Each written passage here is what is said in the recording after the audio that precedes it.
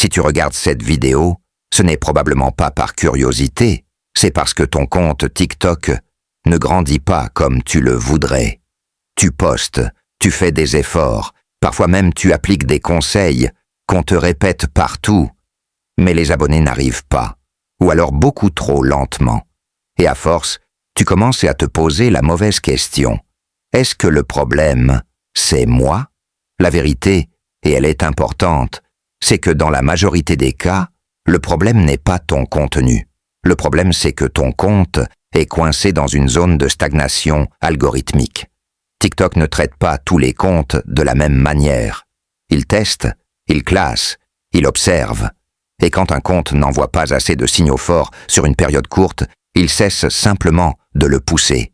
C'est pour ça que tu peux avoir des vidéos correctes, parfois même très bonnes, et pourtant rester bloqué à quelques centaines ou quelques milliers d'abonnés.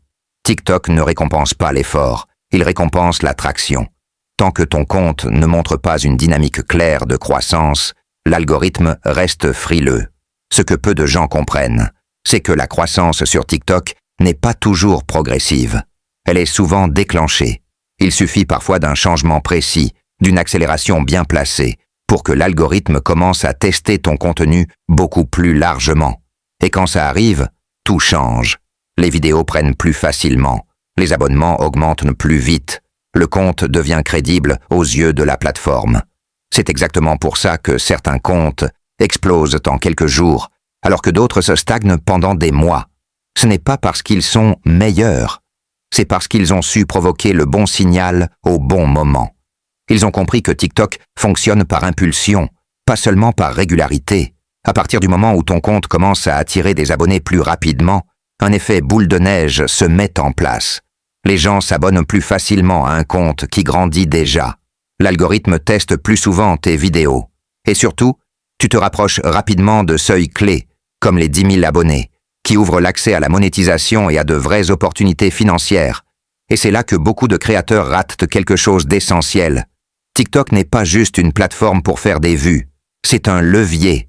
Une audience qui grandit, c'est une audience que tu peux transformer en revenus, que ce soit via des services, des produits digitaux, de l'affiliation ou d'autres opportunités.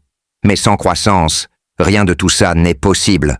Si aujourd'hui tu sais que ton compte mérite mieux, si tu sais que tu peux aller plus loin, mais que tu refuses de perdre encore des mois à tester au hasard, alors il faut être honnête avec toi-même.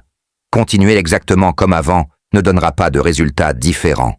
À un moment, il faut provoquer la croissance au lieu de l'attendre. C'est pour cette raison que j'ai mis dans la description des solutions concrètes pour ceux qui veulent vraiment passer un cap. Pas des théories, pas des promesses vagues, mais des leviers pensés pour relancer un compte, accélérer l'acquisition d'abonnés et atteindre plus rapidement les 10 000 abonnés, parfois en moins de 48 heures, quand le timing et la stratégie sont bons. Ces ressources ne sont pas faites pour tout le monde.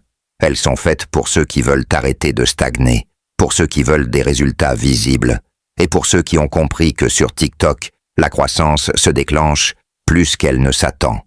Si tu fais partie de ces personnes, alors tout commence dans la description. Ton compte n'est pas mort, il est juste sous-exploité. La seule vraie question maintenant, c'est: est-ce que tu vas continuer à attendre? Ou est-ce que tu vas enfin déclencher le changement?